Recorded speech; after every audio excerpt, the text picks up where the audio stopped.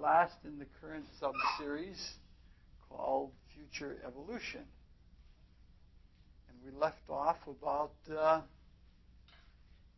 3 weeks, 2 or 3 classes ago where we were talking about the current post-Atlantean civilizations.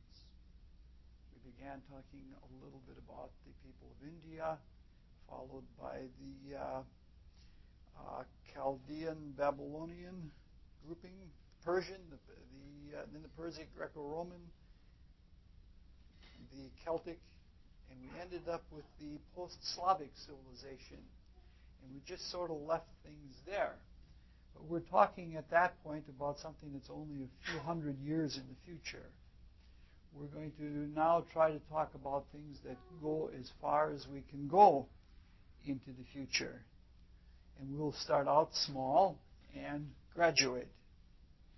Now, what we have to talk about first is the reflection of the Lemurian peoples.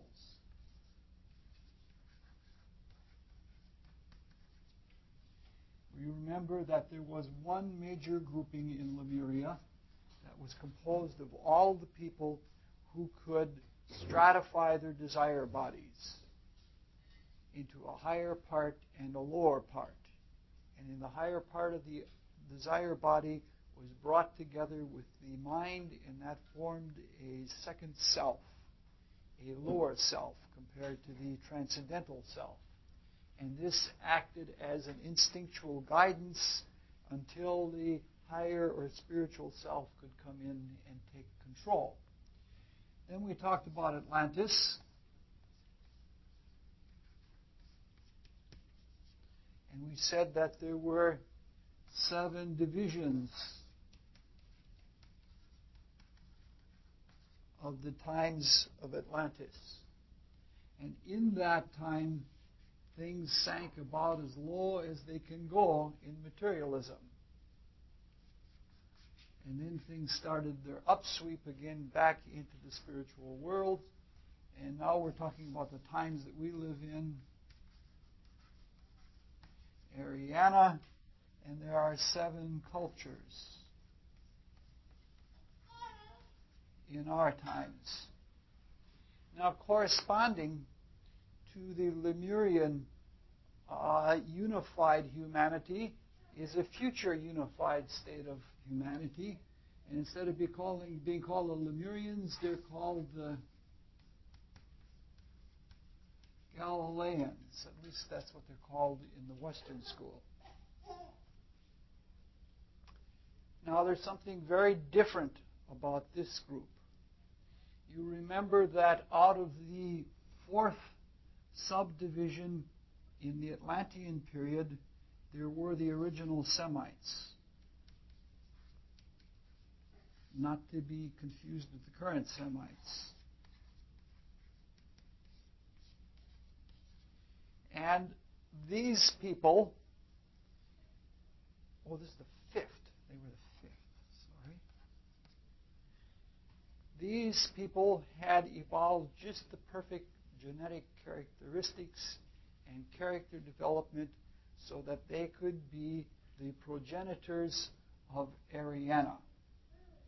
And the original Semites, not the current Semites, were called the chosen people.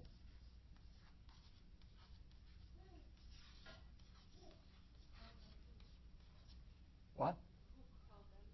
They were chosen by Jehovah, who was the highest initiate or the highest leader of the angels and was in charge of all genetic development of biological types. And seeing the archetype for the evolution of humanity, found these people to be the closest. These were the first people among the Atlanteans that had a mental consciousness, and a mental consciousness that was attuned to ethical development so that they could see the principle of cause and consequence. Now, when we come to the Galileans, we have a new chosen people.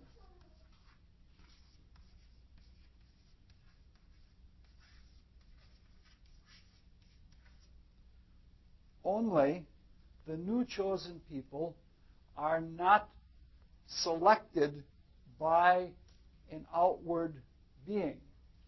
You remember, it wasn't until the last of the Atlantean floods, when the rains came down and only those who could breathe fresh air could be the ones who set the times for the post-Atlantean civilizations, that when we were led to the Promised Land being the land above the fog, we were directed by a great human leader that was called, well, the most common is called Manu, is the most common name. It's referred to in the Bible in the Exodus story as Moses, but that can be confusing. And this leader said to us, now you are completely free. No longer will the gods rule you. You're free to do what you want, but you have to be responsible for everything you do. At this turning point, from then on, all of the choices in evolution have to be self-choices. They have to be free choices. So the new chosen people are being chosen right now in our own times. And they're self-chosen. And it isn't, you just don't say, well, I want to be one of the chosen people, I volunteer. That's not quite, it isn't just a verbal, vocal thing to be chosen. It depends on how you live.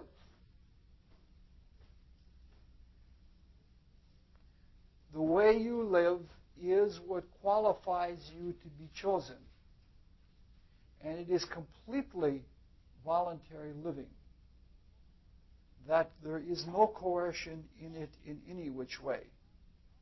And since we're on the upsweep, one must live a redemptive life. And what qualifies a person is having what is sometimes called a soul body. And sometimes it's called, like in the Bible, it's called the wedding garment.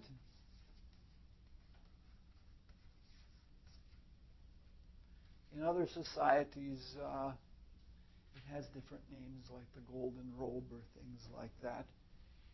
And this is what is to be our vehicle of consciousness in the future. There are 4 elements involved in the development of this. Number 1 is building a soul vehicle. Number 2 is assimilating. Number 3 is organizing.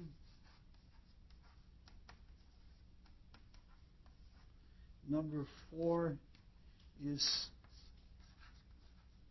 transferring consciousness.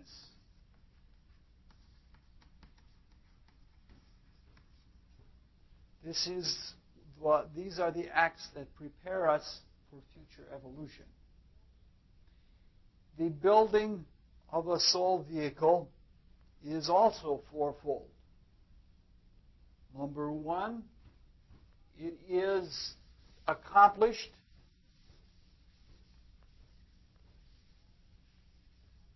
by observation, by using all of our senses in such a way that we take in the external world. Number 2, we give ourselves, after we see the needs and the purpose of the external world, we give ourselves selflessly from the goodness of our heart to fulfilling those needs.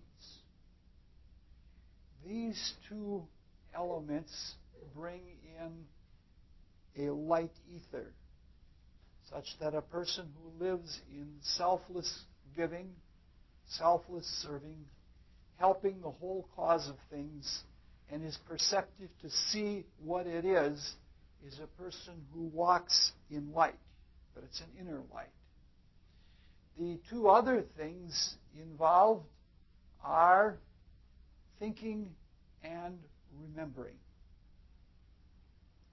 The process of thinking is another way of giving ourselves so that we can complete and externalize the creative work, because we are the ones that give appreciation to creation. In all of the previous periods and epochs, it was always the gods who looked back and said it was good. But since the gods do not have vehicles of perception in this world, we are the closest things to gods with our self-consciousness to look back at the outside of things and in our consciousness, in our thoughts, say it is good. We can be quite creative in this. The other part is memory. And through the memory is where the assimilation takes place.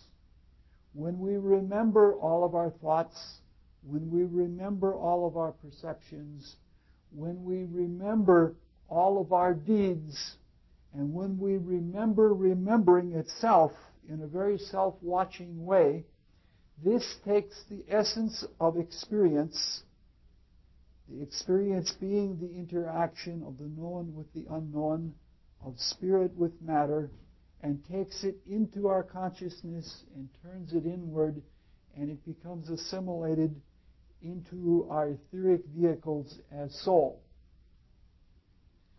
Then the organization is done by very rhythmic, smooth, repetitive, wave-like actions in our consciousness, like when we within produce a rhythm that is every bit as steady, or you might say a whole group of rhythms within us that are every bit as steady as all of the cycles and all of the rhythms that are outward in nature.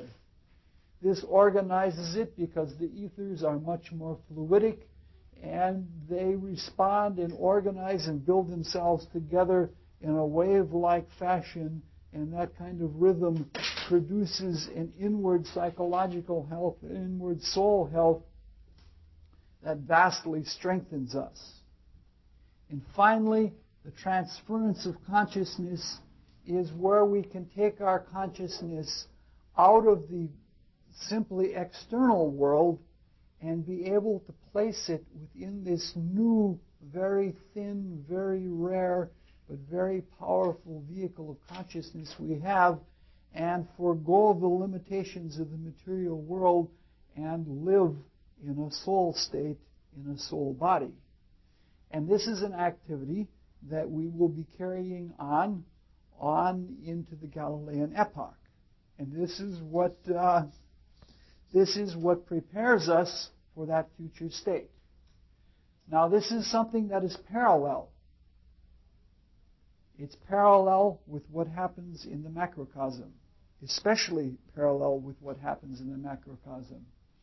Because the more soulful we become, the richer we make our own soul existence, we are drawing the soul material deep out of the inner worlds, deep out of chaos. And when we do that, we are impregnating the world that we live in now with a richer and richer atmosphere of ether. And this has two effects. One, it weakens the hold on the material world, so that the material world eventually becomes so rarefied that it dissolves in what could be called an etheric fire. This is obviously called the destruction of the earth, and it's described in quite a few spiritual texts and in myths and such like that. It's like the folk song says about the promise to Noah, no more water but a fire next time. And everything then, so the one effect is that it dissolves the earth. The other effect is that it creates a new earth. But this new earth is made completely out of the ethers. And so this is what is called, for example, in the Bible, the new heaven and the new earth. It's a time when our soulful activities will have built out of chaos within this sphere a very rich etheric sphere. You might say the Jupiter sphere, or globe E if you like those terms, of the earth. And when that is developed far enough, there is no need to have the material world in existence anymore, and it sort of gets dissolved. It's as though you have a lump of sugar. You have a lump of sugar. If you put a few drops of water on that lump of sugar, not much will happen. But if you keep pouring water into the glass, eventually the water will dissolve the lump of sugar and it will all be part of the solution in a different realm. And something like that is what is going to happen to the earth. Only those who have prepared themselves or who have chosen themselves by living out of the goodness of their hearts, by living for an invisible purpose, and that have become more soulful, will be fit to go on consciously. They may still have some dim experiences that can prepare them for eventually waking up in the spiritual worlds, but only those that have prepared. Obviously, if a large part of this work is tuning our consciousness to this new world, it shows that we're learning in the tuning process to be in touch with the purpose of all things, with the divine plan. And so at this point, all of humanity homes in on the divine purpose and floats the globe, and we direct the evolution.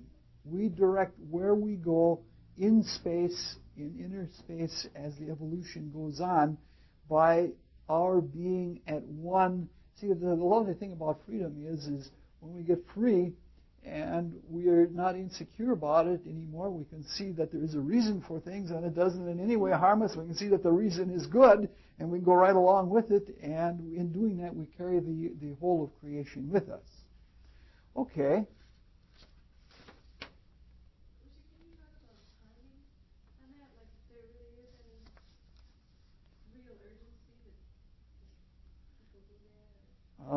As far as I know, it goes by the statement of Christ, "No man knoweth but the Father."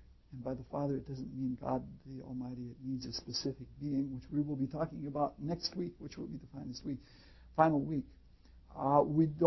One doesn't know for sure. There are two schools of estimation for the dissolving of the earth.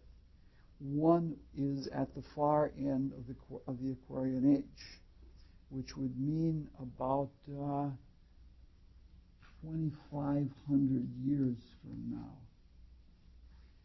The other school of thought is that it's at the far end of the Capricorn era, which would mean that it would be at approximately 7,000 A.D. The people that I respect the most think it would be 2,500 years from now, but that's not my view. Even though I respect the people I respect the most think that time, for several reasons. Most of them classical I rather go with 7,000 AD. But I could be very, very wrong on that. Yeah. Okay. Now, just because the Earth dissolves, the Earth as we know it, the globe D, the Earth globe, dissolve doesn't mean that that's the end of it. Because you remember, this is only the fourth revolution in the Earth period. And that means that there are 3 more revolutions. There's the Jupiter revolution, the Venus revolution, and the Vulcan revolution. And that means that the Earth, as we know it, this body that we're living on right now, will be reborn 3 more times. However, it won't be like it is now, because we have passed the depth of materiality and of density. Probably, if I understand it correctly, the next time that the Earth is reborn, it will have the density of liquids. And the next time it'll have the density of gases. And the final time that the Earth is reborn in the Earth period, it'll have the density of, my goodness. Not right now, we're having a class.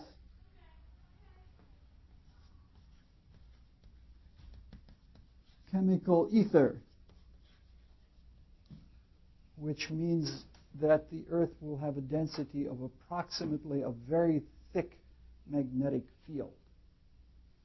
And so we have many, many more times going around as human beings before the Earth state is completed. So the effect and the work of the soul qualities of building and extracting and organizing and putting our consciousness into a soul state does not end with the dissolving of the Earth. It continues all the way through the Earth period. And it continues on into all of the 3 succeeding periods, not just these revolutions, but the whole Jupiter period, the whole Venus period, and the whole Vulcan period, as they are called. Now, we're talking about something that is extremely rare and extremely complicated and extremely awesome in its holiness. It is quite high material. See, when we're talking about what's happening in the next few hundred years, we're talking about only the beginning of a very, very long evolution where we pull out of matter. The work that we're doing with the extraction of soul is part of a series of things that we've been talking about all along.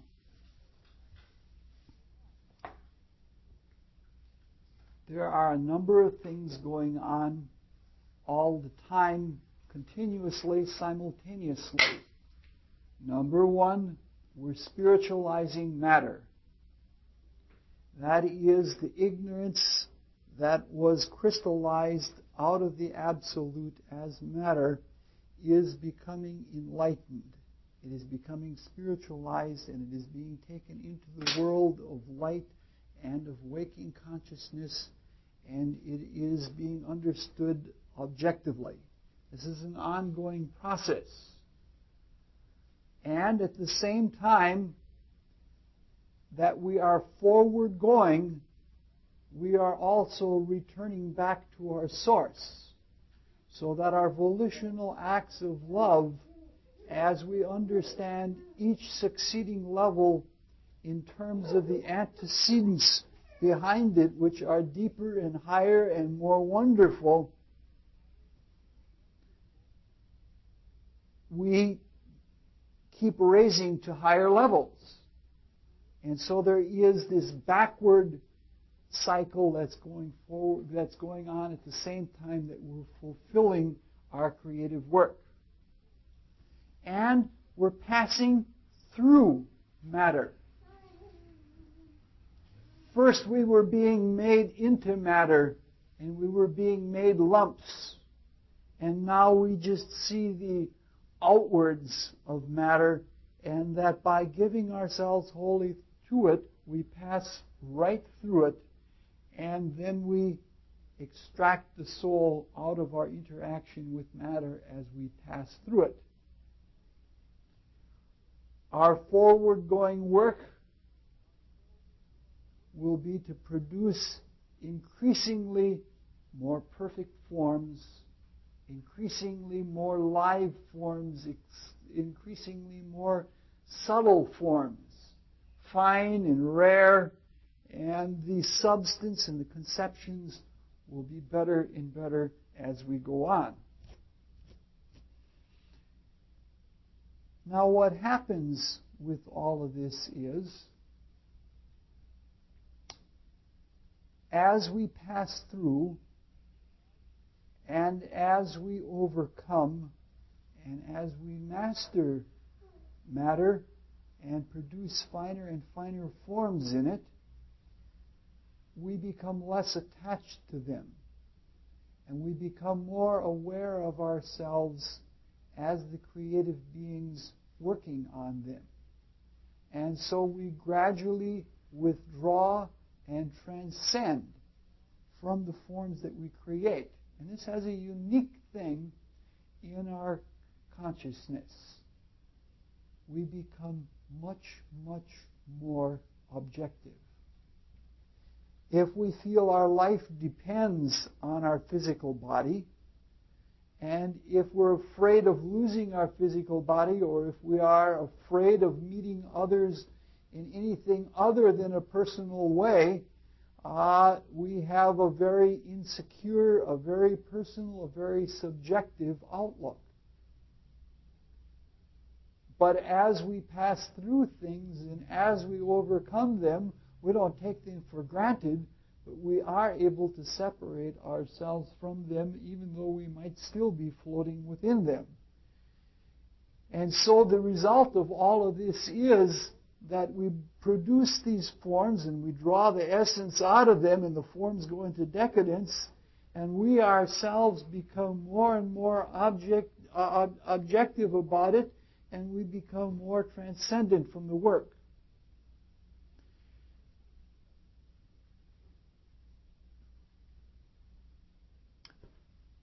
But then the time of form, external form, material form, will have reached its prime. We said that it usually takes 4 periods. It took from the Saturn period to the Earth period to bring the physical to its completion, to its ripeness. Once it's brought to its ripeness, it immediately goes into decadence. It's just like a piece of fruit. When a piece of fruit has gone to its ripeness, it decays very quickly. And so we will, in this process of extracting soul, the body will no longer be so necessary to us anymore.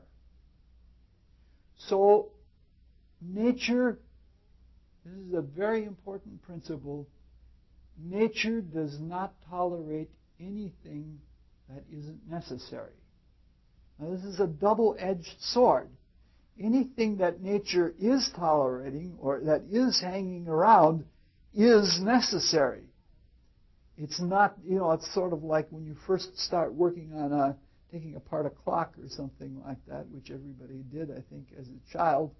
Wind-up clock, you end up with more parts than you think you need. And you try taking parts out, you put it all back together, and of course it doesn't work. And that is the way it is with nature. Everything that is here has a necessary and integral part in nature. Brings up some interesting questions. What about things that are going, species that are going into extinction?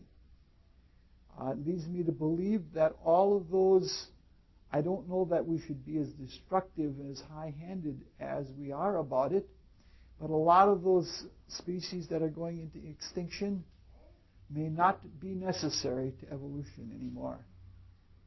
It may mean that many of the complications are leaving, and we don't need those, in the same way that when we overcame our cold-bloodedness, we no longer needed to express ourselves, nor did evolution need to express itself through the dinosaurs and all of those kinds of creatures. The other side is we can't hang on to something once it's outlived its necessary time. It's going to go. It's like when a person is ready to die, no matter what you do, you're not going to keep that person alive because they've had their time. So the same thing is true with the body. When we have outlived the usefulness of physical existence, and we have, through these successive revolutions, through these successive burning up the body in good deeds, in creative works, and changing it into soul material, the physical is no longer necessary. Sure. It seems like we keep things alive psychologically longer than... Yeah, that's part of the hanging on. That's very much part of the hanging on, which we won't be able to do anymore. I think once you start letting go of things, it's like cleaning house, and there are things that you've been hanging on to for a long time. And then you start realizing that I haven't used this, and I'm probably never going to use this, and you start throwing away things, and soon you're throwing away more and more things. I had a friend that wrote a novel once called Drive, he said. Maybe it was a bestseller. It won some prizes, and in this, there's a man that's going through the frenzy of this. He's throwing everything out the window. There's this big Mardi Gras-like situation. He's throwing chairs out, and he wants to throw the refrigerator out, and he literally almost throws the baby out. So, long before our physical body is no longer necessary, it becomes very, very greatly changed from what it is now. We mentioned the last time we were talking about that there will be a generalization of all of the qualities that are in the physical body. That is to say, we just started with talking about the senses. The sense of touch and the sense of heat are now generally spread over the entire body. The same is true with the sense of smell and the sense of taste and the sense of balance and the sense of vision, the sense of hearing. All of these will be generalized over the entire body. But as we get into rarer and rarer substance, obviously if the earth is going to be no more dense than water the next time it's born, and all of the states are going to be more rare than that, there's no use for having legs, right? So our shape will simplify, and we will again become globular. But it won't be globular like a single cell being that's just sort of trudging its way around. It'll be almost like a flying saucer that can move itself as an act of will through space. And probably we will be spherical in nature, and maybe even our creations will be set apart within ourselves in a band so that we'll look like flying saucers. If from the side, if you could see our external point. That's all speculation, but something like that will take place. There will be no reason to have the head separated from the heart, and there will be no reason to have the toes so far away from the head that you could burn them off in the time that it takes for a nervous impulse to travel that whole distance. Now, one of the interesting things about this, in the same way that nature or the cosmos never hangs on to anything longer than it needs to be hung on to, nothing is lost. Nothing, all of our experiences, even minute things that we never realized were there, are lost. Nothing is lost. And this means that all of the experiences that we have of the physical, going all the way back into the Saturn periods, when the gods made snowballs out of us with the power of sound, and we echoed them back and did things like that, all the way through all of our human experiences, all of our experiences of matter and of production of form in terms of bodies or vehicles for our own expression. All of the things that we learn, all of the things that are the marvel of the physical body, like the skeleton that is so light but yet so strong and can bear everything up, all of those things are extracted with the soul matter. And all of those things are built right into the etheric body. And this means that after the cosmic night, we've had these 3.5 revolutions yet to go of the Earth period, and after we've done all of this soul work, we still continue to have material experiences, but they become more and more rare and subtle and very, very fine.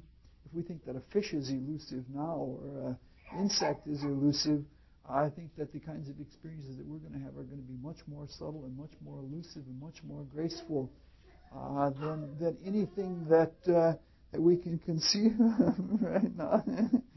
He's really having a good time.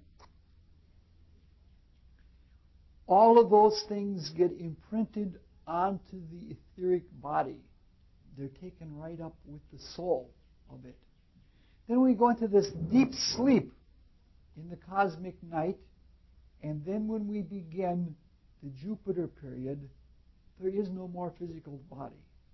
There's only the etheric body, but now the etheric body has come into its ripeness, and all of the qualities of vivid life are there. But all of the objectivity and the principles of form that we have ever learned have also been built into the etheric structure. This is already taking place right now because the etheric body is already quite elaborate.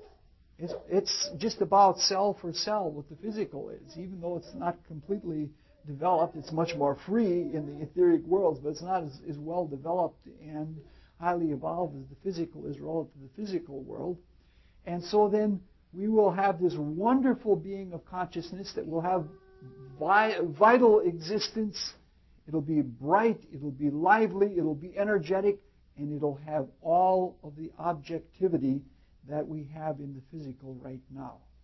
This means to say that the objectivity that we learn right now in matter is extremely important. The more objective we can be about the experience of matter, the more we can see it as it is, appreciate it for what it is, and create in terms of it, the greater the objectivity, because once the Earth period is over and the physical vehicle is gone, we will have no more chances to establish that kind of objectivity. So all of our future objectivity depends on being able to relate to objects objectively in the physical body. That's an extremely important principle. Now, in the Jupiter period, some other things happen. And this is another general principle that is exceptionally important. And that is, when we give ourselves to something, when we master it, when we pass through it, we go beyond it. That is to say, we transcend it. The objectivity is developed through a transcendence. Now, this means that something will have happened. You understand that the kind of consciousness that we have now and we will continue to have through the Earth period, the height of it is concentration. Because concentration is what makes for objectivity in the material world. because we have to know exactly what is there. We have to be able to concentrate on it so much that we can penetrate through it. This concentration after the sleep of the cosmic night, when we come out in the Jupiter period, we will have transcended. And part of that transcendence will be that in our mind we will have transcended from the state of concentration on material forms in the what is called the continental region of the mind.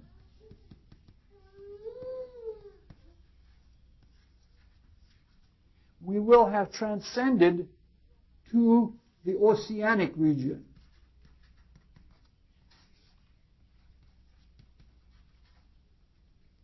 And we will be able to think in terms of life.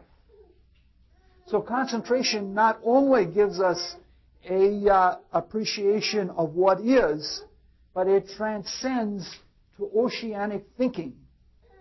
This means that we will have a kind of consciousness where you got a little tired. Huh? Uh-oh.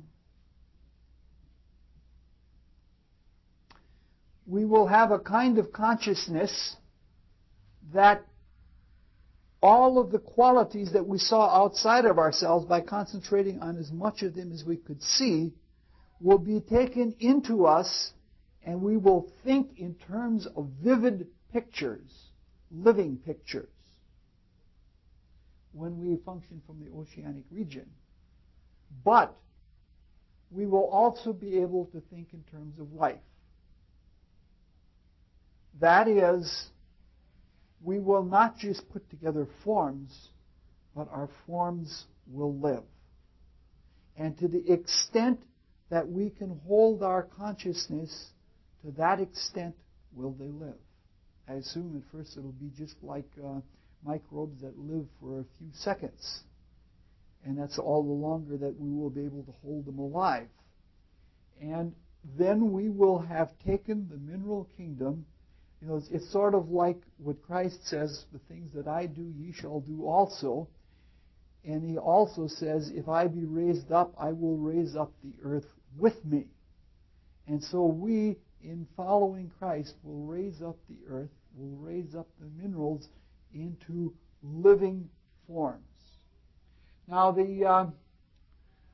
another effect of this is that concentration put us exclusively in the mind. But in the Jupiter period, when we've rested on this, we will have transcended the concrete mind, meaning that we will be functioning in the ideational or abstract mind, which is the place of the human spirit. That is to say, when we think, and we think very well, then we learn who the thinker is. And our spiritual consciousness will be continuous self-consciousness with a capital S, and it will be a continual meditation on universal ideas. So instead of having the higher and lower self being divided between a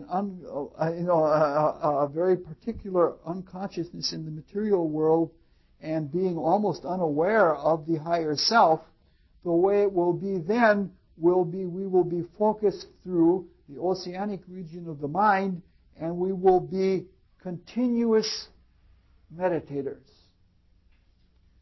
Only after we have fulfilled concentration. And this will be a very, very active time for selfhood. We will play selfhood out to its fullest, its very fullest, and we will not need to be concerned about the limitations of self.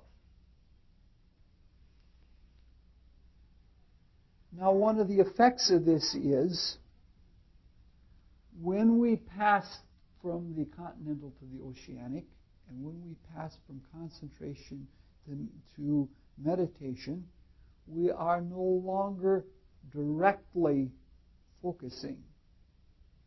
And in the same, like we've said that right now in the Earth period, we are directly responsible for the things of the Earth.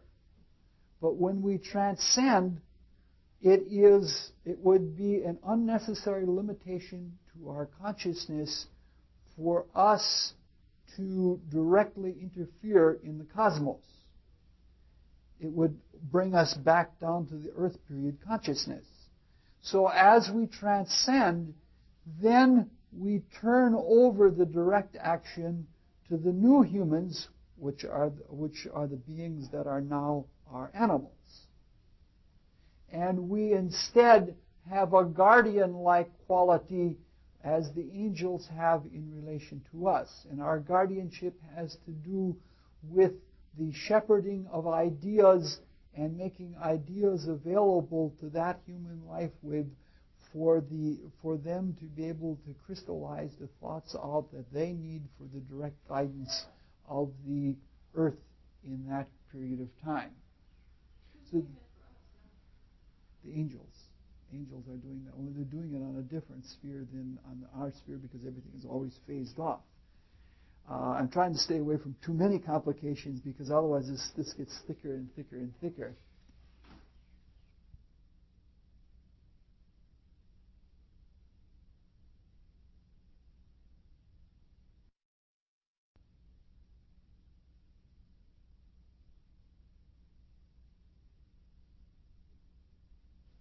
Period, we are highly concentrated meditative beings with very bright, vital, lively thought lives that produce living, vital, plant-like bodies.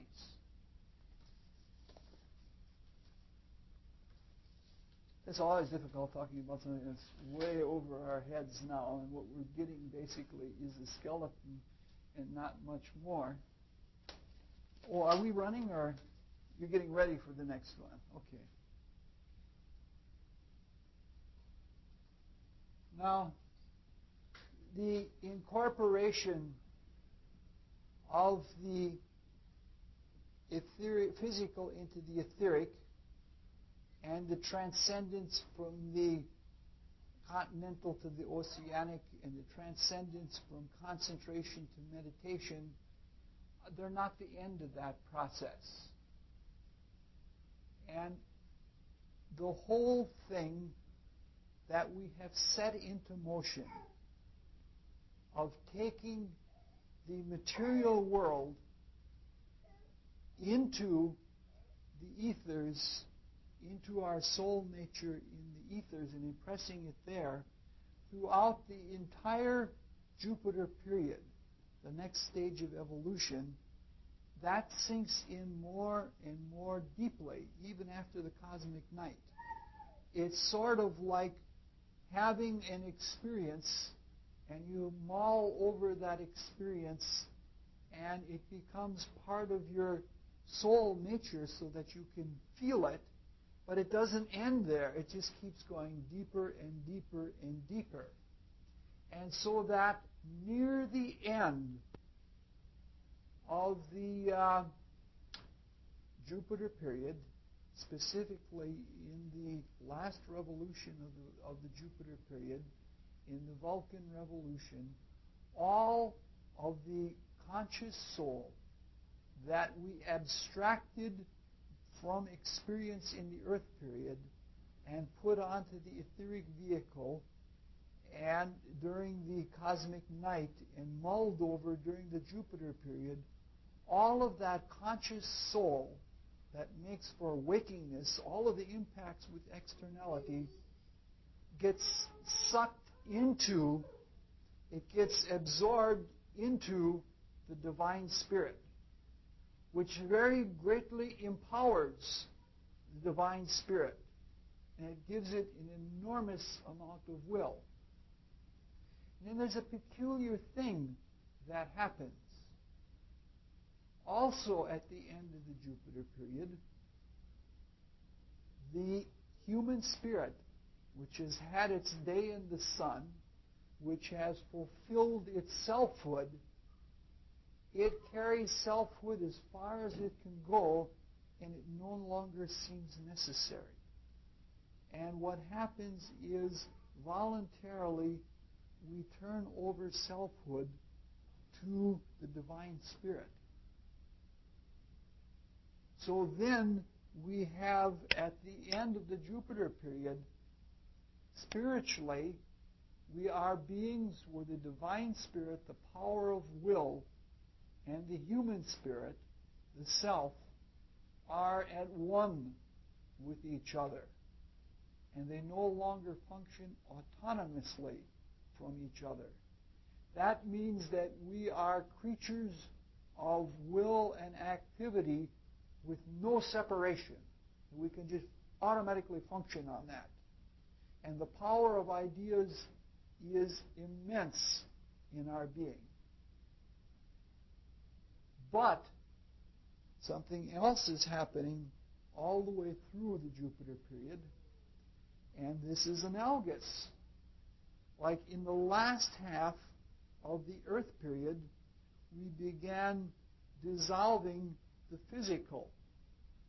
In the last half of the Venus period, we began mulling over this fabulous etheric vital body, which has all the qualities of the physical in it.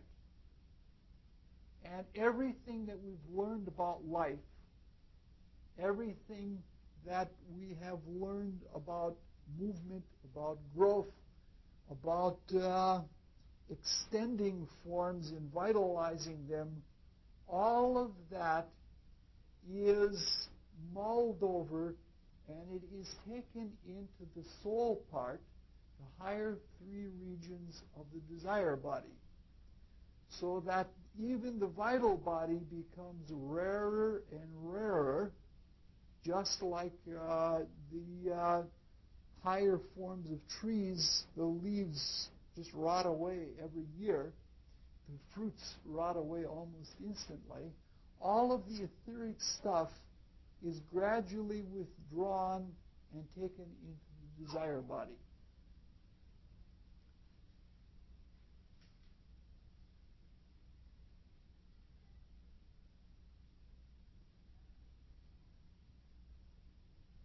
Obviously, since the vital world is a reflection, the etheric world is a reflection of the Christ consciousness, the altruism that has permeated the etheric world is partly responsible for giving up the self at the end of the Jupiter period, so that it can be assimilated.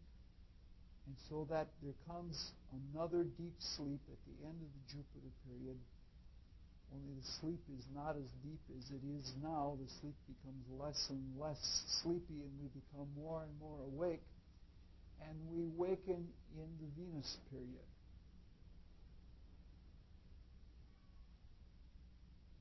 Now, all of the effects of the physical, even in terms of soul substance, have vanished.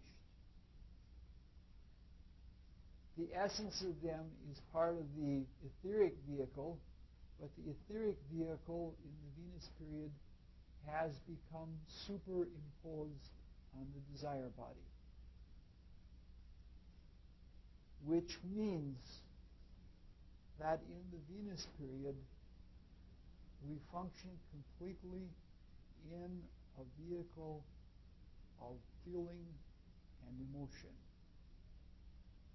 But the feelings and emotions are live. They have all the quality of the ethers in them, and they're capable of growing. It's not like it is now, where we feel an emotion and wham, we're overwhelmed by it. It's something where they tend to grow and mount and have a life of their own. And they are very objective.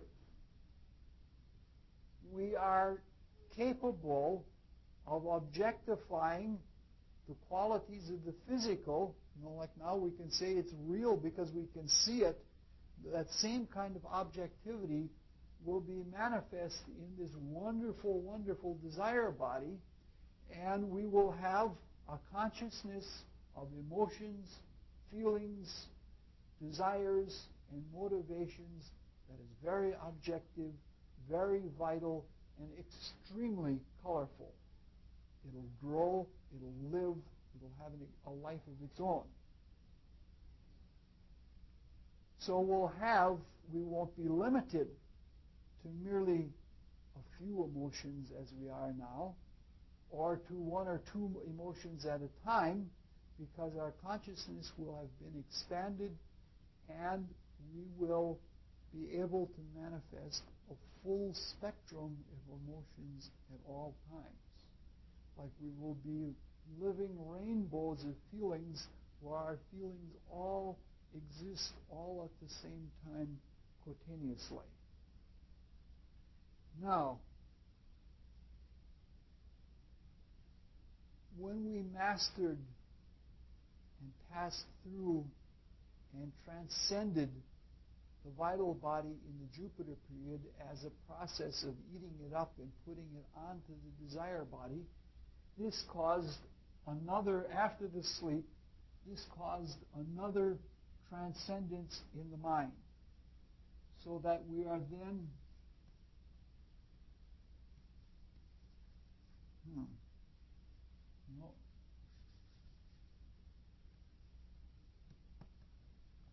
the aerial region of the mind is where we begin to function fully in the Venus period. That is, we can think in terms of emotion, we can think in terms of feeling and of motivation. That means we can produce in our thoughts objects that live on their own outside of us. We can produce a species of an animal-like thing, where each species has a mood that is all its own. It's complete. And it lives all on its own, alone. It's complete. It can carry on a whole life, but it has a quality that is unique to it.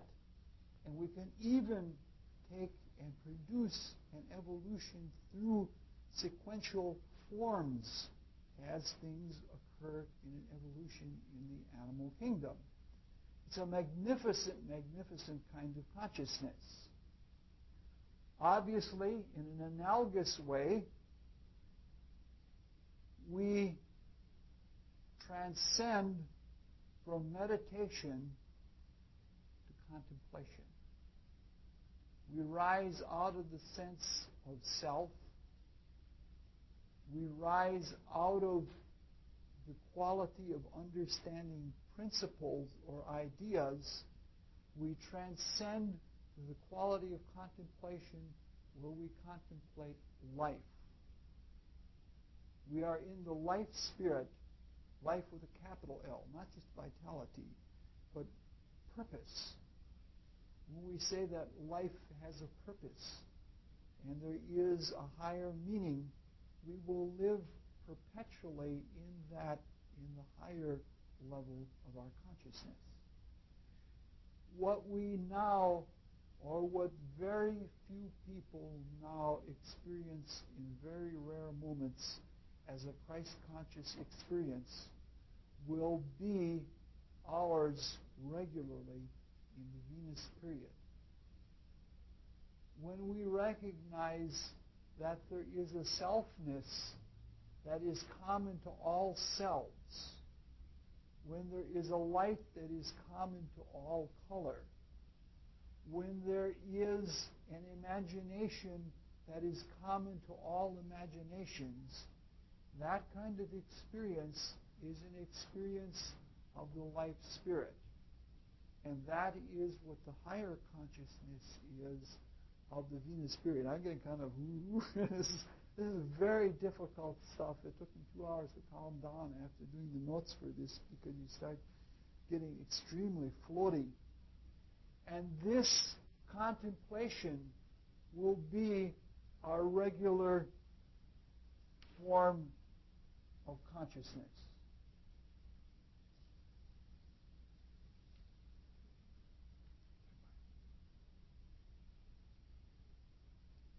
So we will be in a place where our evolutionary duties will be different. Even for our own creations, our new animal creations, we have to have more of a hands-off thing for them. We have to let them live independently on their own, which is kind of wonderful. You know, there's more of a rest and away from this. But our hierarchical quality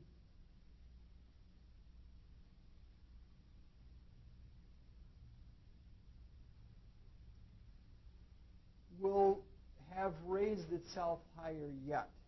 Boy, this is hard to say. In the Jupiter period, we become guardians by producing the ideas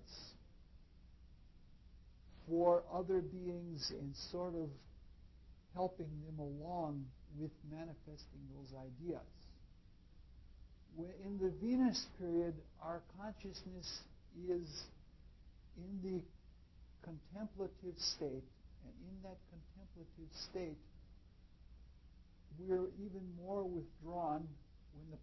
When the beings that are now plants become human-like in the Venus stage, we will then be something like a nature spirit, something like the stuff that ideas are made out of.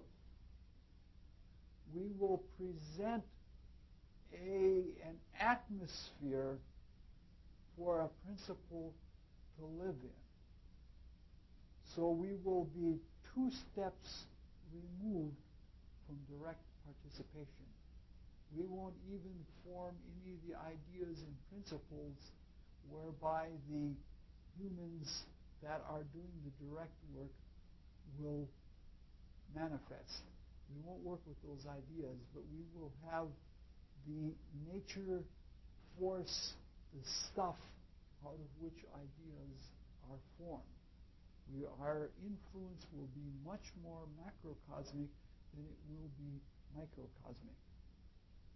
And this kind of transcendence, it's a general principle throughout evolution that as we develop something, it is a limitation for us to go back to doing things by the means through which we develop those qualities, because we can't stay in the smaller vehicle. And at the same time, it is a responsibility to spread our consciousness and make it more available to others that need that to rise in themselves. So that's a general principle, that the more we know, the more we have to take a teaching or a watching point of view and much less of a direct participation point of view. Now, we learn things more quickly. And all of the essence of soul that we extracted from the compound etheric physical vehicle, the intellectual soul that we put into the soul regions of the desire body in the Jupiter period, when we awaken in the Venus period, we mull over that, and when we pass the median part of the Venus period, all of the intellectual soul, that is, all of the remembrances of life and the extension of things through growth and the polarization that comes from growth, that is where we've been versus where we're going, because by the time we're leading to the life spirit type of consciousness, the poles of past and future become irrelevant things. So all of those things that we extracted in the etheric vehicle in the Jupiter period, they get taken in the sixth or Venus revolution of the Venus period. They get taken into the life spirit. And the life spirit becomes then very, very vivified. It becomes very strong. So that by the end of the Venus period, the life spirit, having had all of this day of love and altruism, this pure giving without any possibility of polarized receiving, because we're now an indirect nature force and we're transcended. Even the most concrete work that we do with the aerial region of the mind producing desire forms that are species consciousness, all of this Christ-like consciousness, the altruism, when it is fulfilled at the end of the Venus period, it of necessity sees that love is not enough alone, and at the end or at the close of the Venus period, it is completely merged into the divine spirit. That is to say that the purpose of being, of the willing God quality of us, is assumed as the real purpose for existence. And we then, in the same way we gave over ourself to the highest part of the divine in ourselves, we even give over our selflessness to the highest part of the divine. And at this point, we're approaching something where the threefold spirit, none of the parts act autonomously. They all act in unison as one. But since this happens at the end, we never get the opportunity to capitulate on it, to fulfill and use this unified vehicle until after there is another great sleep. So now this is, you can see what I mean. This is the difficulty of doing this kind of talk, is that it is so complicated and the ideas are so awesome and so profound that it's hard to put all of the spirit into something that is that wondrous and still keep in mind all of the complexity and all of the intricacy, even though all of the intricacy is becoming more and more simple all the time and all the more unified, that no doubt one after a talk like this feels both floating away in things and feels very unhappy because one cannot ever possibly do justice to it. So in the second half of the Venus period, something very unusual happens. All of the experiences of emotion, of the desire body, of this whole evolution through animal species consciousness, only not with hardly any kind of instincts, because by now everything is just so loving. The animals that we produce at that time are going to just be wondrous creatures of loving being. All of those things, as we fulfill them, as we come through those tasks, as we master them, we break them down, and the soul essence of them is built into the mind. But since the mind, the concrete mind, has no soul nature of its own, all of this is held in mind. There is a soul part of the physical that is associated with conscious soul. There is a soul part of the vital, which is associated with intellectual soul. and there is a soul part of the desire body. But when it comes to the mind, there is no soul part, and it is held in the mind. So as the desire body is going into decadence, and we're extracting all of these things by fulfilling them, we're holding them in mind. And this produces an enormous power in the mind, which corresponds to the enormous power that is in the spirit. Because the enormous power that is in the spirit is because all three parts of the triune spirit are acting as one with one purpose. And it is unchallengeable in its power. And with this in mind, we go into the sleep of a cosmic night between the Venus period and the Vulcan period. We're just about finished, obviously. I'm just about finished. I was wide awake and chipper when this all began.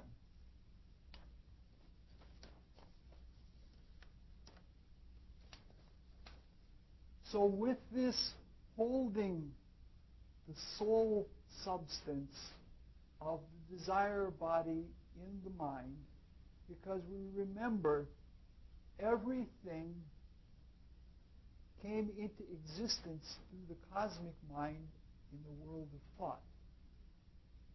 The physical body was born in the cosmic mind in the world of thought.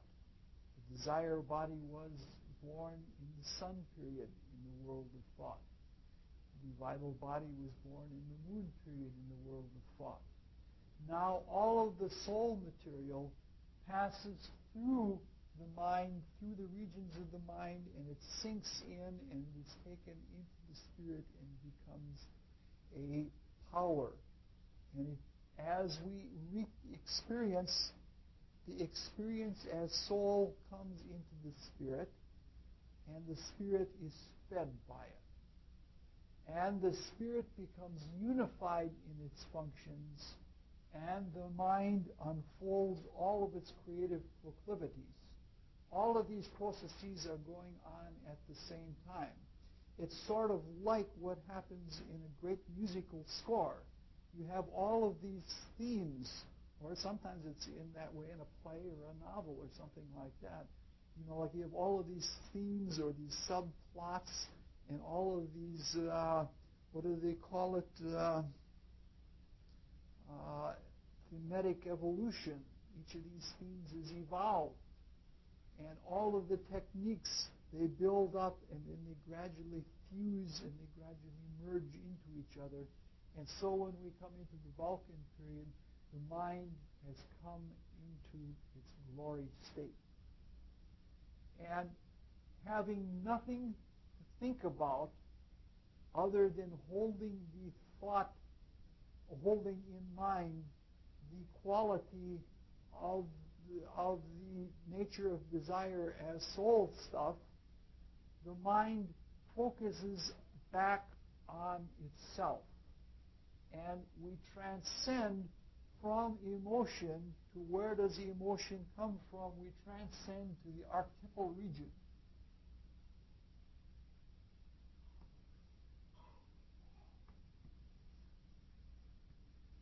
Of the mind. This is the central focus of the mind where spirit and matter meet. And then we can think in terms of thoughts. We understand the way we understand the meaning of things. And with this, when we think about thinking, and we can create, we have then reached something like a truly self-creative state. The spirit thinking on thinking, unified in itself, can produce thoughts that become independent. And they become divine. And this means that in the first 4 revolutions of the Vulcan period, we impress on our creations, which are started as minerals in our times, and they have become human-like in the Vulcan period. We now not only set them apart with autonomy of emotion and movement and living on their own, but we are capable, by understanding the thought of how to think and through that to understand divine meaning and divine purpose, we can then propagate through the mind. And then we have created completely free creatures. But by then, of course, we are very close to the divine, because our threefold spirit is now one, and our threefold spirit is now one with the macrocosm, because everything is collapsing into everything. And we are, by the time we're in the region of divine spirit, the divine spirit is inseparable from the cosmic divine spirit. And so we are, at the same time, God with a small g, and effectually God with a large G. I don't mean that in a blasphemous sense, but effectually. And so we have produced creative thinking beings. And then, immediately after having done that, we then start bringing the mind into decadence. But the first thing we have to get off of our mind is the soul material from the emotional soul that we have extracted from the desire body but have held in mind. This is absorbed into the human spirit, which is something rather unusual. It's unique throughout the whole alchemical evolutionary process, because the human spirit is already within the divine spirit. So this is a completely internal process. Within the mind, we transmute emotional soul into the human spirit, which no longer exists as a self, but only as a facet of the divine. Now, there are mysteries in that I do not understand. I do not understand that at all. I think it has something to do with the divided nature of the two selves, the higher and lower selves being associated with the desire body and the human spirit in the internal dialogue, now being internalized completely into one, but I don't understand that completely either. And I think it has something to do that with the fact that the emotional soul has had far more time evolutionarily in self-consciousness to develop. The conscious soul, that which is extracted from the physical world and the physical body, only has one self-conscious period to develop. There is conscious soul that has been developed in the Saturn, the Sun, and the Moon periods, but only wakingly is the conscious soul developed in the Earth period. The intellectual soul has two periods of self-consciousness. That is the Earth period and the Jupiter period. But the emotional soul, we have three waking self-conscious periods. That is the Earth period, the Jupiter period, and the Venus period to develop. So almost all of the emotional soul is developed in waking self-consciousness. And for some reason, that is allowed then, it has something to do with building self-consciousness into self-consciousness of the divine spirit when it is assimilated in the fifth or Jupiter revolution of the Vulcan period. Okay. Then the whole mind goes into decadence, and in the last 4 revolutions, while this is taking place, each of the lower realms of the concrete mind are being dissolved into the realm above it and the realm above it, until finally, in the last revolution, the Vulcan revolution of the Vulcan period, all of the qualities of the mind are then brought through into the spirit, which already has taken in through the soul process all of the essence of all of the bodies, and all 3 facets of the soul have been unified into one. And at the very last of the Vulcan revolution, of the Vulcan period, there is a complete collapse of spirit through the focus of mind, through the center of being into itself. And at that time, we understand the meaning of meaning, the consciousness of consciousness. And in fact, we see in our God in the highest possible sense. And this state is a state that is called adoration. It is all of everything built into everything, and all of it given over to the divine in full recognition of the divine and the ends of the divine. And I don't think anybody can say anything more about that. Maybe there are beings that can, but I can't. Next time we will have 2 lighter topics, having more to do with our possibilities within this, not the method, but our possibilities within the evolution, and a few things about trends in our current times leading into future evolution.